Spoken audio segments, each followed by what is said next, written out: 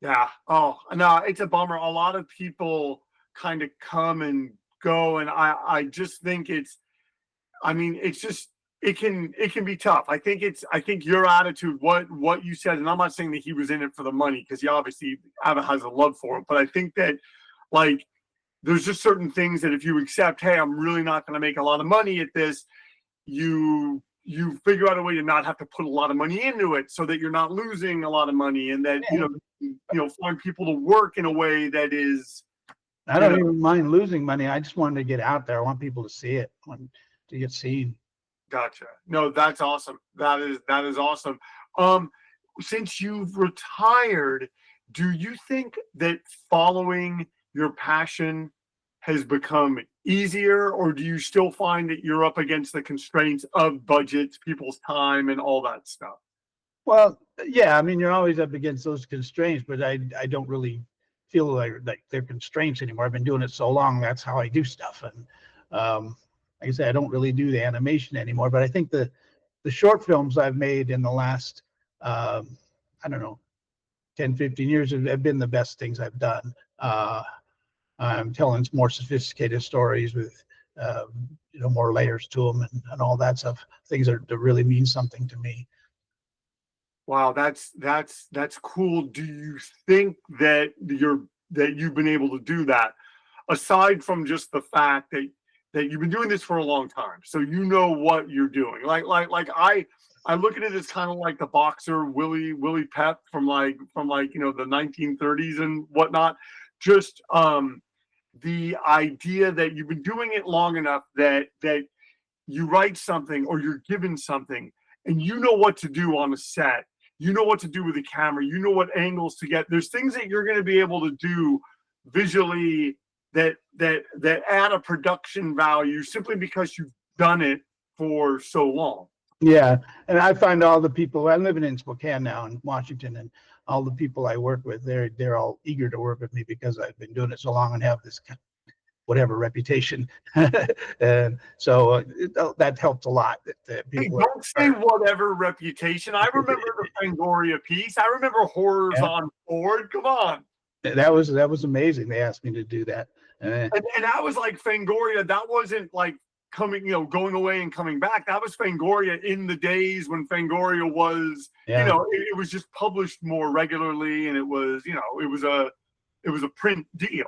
And they had a series called Notes from the Underground, and there are only like 2 or 3 of them. They stopped doing it pretty quickly. I was really lucky to be one of those. Oh, that's awesome. That is awesome. Hey, look, I was just happy with that. What was that magazine? EI.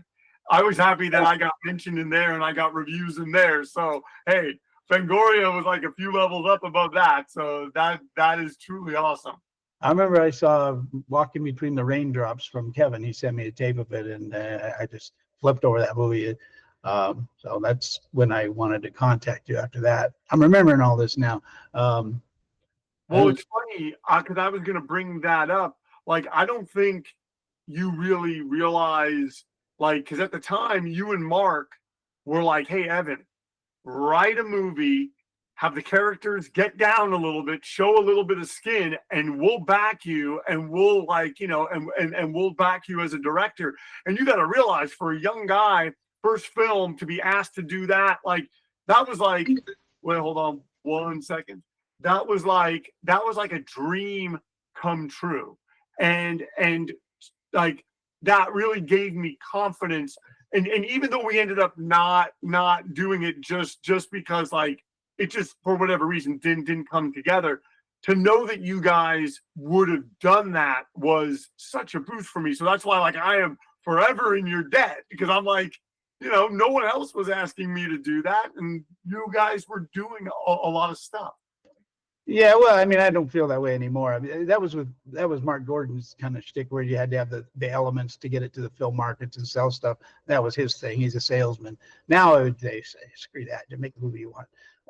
But I will say this though, being around you guys, and I'm saying it was more Mark. He wasn't pressuring me or anything. He was just giving me advice. But the thing is, that really helped me later, because I wrote a movie called Knockout that ended up getting made with Stone Cold Steve Austin.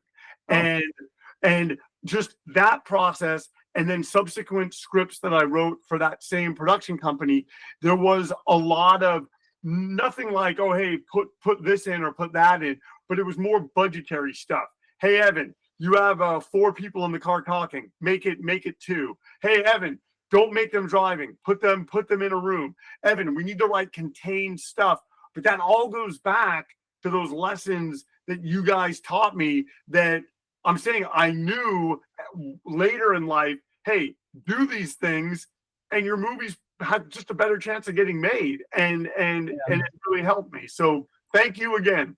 No, you're welcome. Anytime.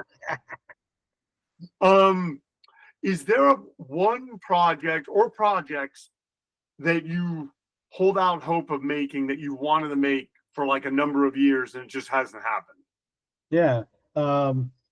There's one, this may be an animated film. It's a short story I wrote called February's Choice. I wrote in the early 80s. I sent it to the Twilight Zone, the revival show that Rockney O'Bannon it was the showrunner. And he loved my script. He said that I came in, didn't quite make the cut, but I was competing with Robert Bloch and Stephen King, so it was a pretty good deal. And that gave me a lot of confidence. And I've always wanted to turn that into a film.